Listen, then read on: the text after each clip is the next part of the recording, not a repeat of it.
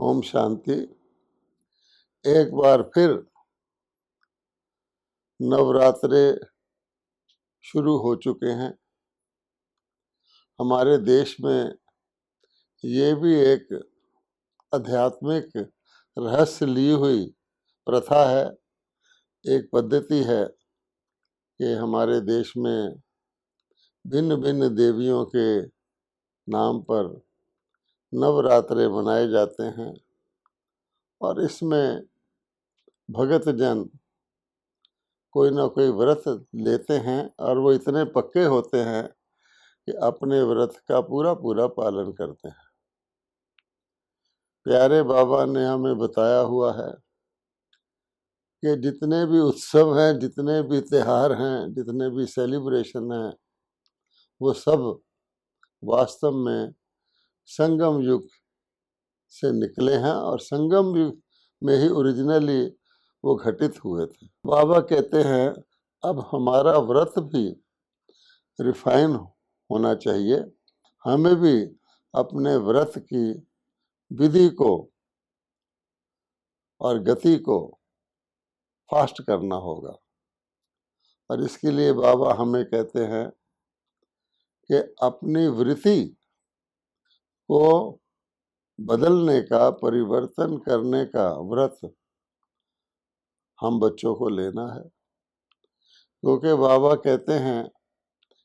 एक हमने अपनी वृत्ति को पकड़ लिया, वृत्ति को बदल लिया, तो ऑटोमेटिकली हमारी दृष्टि, हमारी वाणी, हमारे कर्म, हमारे संबंध संपर्क, हमारा चेहरा, हमारा चलन, हमारी हर चीज बाबा के प्रत्यक्ष करेगी। क्योंकि बाबा ने कहा है कि सबसे सूक्ष्म शक्ति और तेज शक्ति जो बाबा के बच्चों के पास है वो है हमारे मन के संकल्प। संकल्प शक्ति से हम एक सेकंड तो क्या, एक संकल्प में कहीं भी पहुंच सकते हैं, तीनों लोकों में पहुंच सकते हैं, तीनों कालों में पहुंच सकते हैं, अगर हमारा संकल्प नियंत्रित है, हमारे कंट्रोल में है और उसकी क्वालिटी क्या है, वो संकल्प क्या सिद्ध करना चाहता है। इसलिए बाबा ने कहा है कि वृत्ति, वृत्ति का अर्थ है मनोवृत्ति, कि हम मेरे बच्चों को केवल एक ही व्रत लेना है कि अपनी मनोवृत्ति को कल्याणकारी बनाएं, सबके लिए शुभ भावना और शुभ कामना की बनाएं, अपने मन में सदा शुभ चिंतन करते रहें और सबके शुभ चिंतक रहें। तो इस मनोवृत्ति से जैसी हमारी मनोवृत्ति होगी तो हमारे शुभ संकल्प अच्छा ही अच्छा, ये तो बाबा ने हमें जन्म सिद्ध अधिकार के तौर पे बताया हुआ है कि संगम युग पर जो हुआ वो अच्छा और जो होगा उससे भी अच्छा, क्योंकि संगम युग ही चढ़ती कला उठती कला का युग है। इसलिए ये व्रत लेकर जब हम अपने मन के अंदर सर्व कल्याण की और शुभ भावना रखते हैं तो हमारी दृष्टि में ऑटोमेटिकली, क्योंकि मन का चेहरा इंडेक्स कहा जाता है, चेहरा मन को बताता है, मनोवृत्ति को बताता है, उसका दर्पण है। Face is the index of mind. तो हमारी दृष्टि में रूहानियत आ जाती है, सब अपने आत्मिक भाई लगते हैं और सबको हम पूर्वज के तौर पे अपने साथ कनेक्टेड आत्माएं देखते हैं, अपने देखते हैं उनको, हमारा संबंध उनके साथ है। बाबा कहते हैं जैसे तने का संबंध सारे वृक्ष से होता है, तो कोई भी आत्मा पराई नहीं है। उनको रूहानी दृष्टि से देखेंगे, खुद रूहानियत में रहेंगे तो ऑटोमेटिकली वो अपने बॉडी कॉन्शियसनेस से और देह बांध से संबंधित जो चीज़ें आजकल हैं, मनुष्यों के अंदर इच्छाएं कितनी हैं, मनुष्यों के अंदर सच्ची शांति के लिए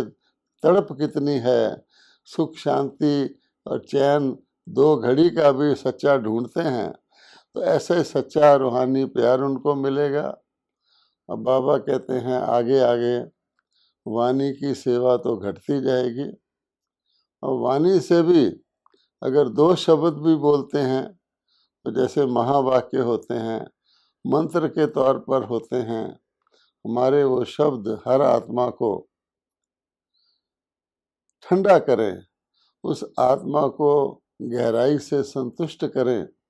और उनके अंदर बोल के अंदर भी हमारी बाबा की याद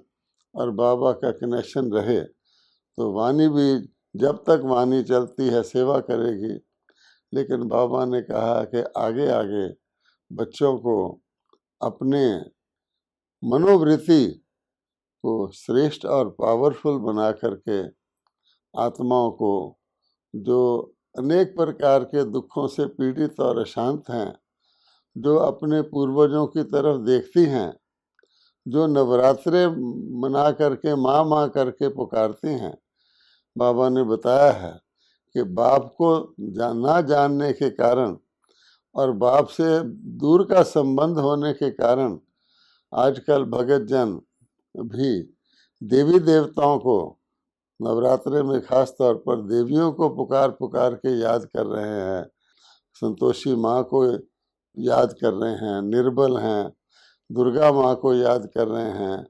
और हर प्रकार की अनेक प्रकार की मनोकामनाओं के लिए अम्बा माँ को याद कर रहे हैं। तो बाबा कहते हैं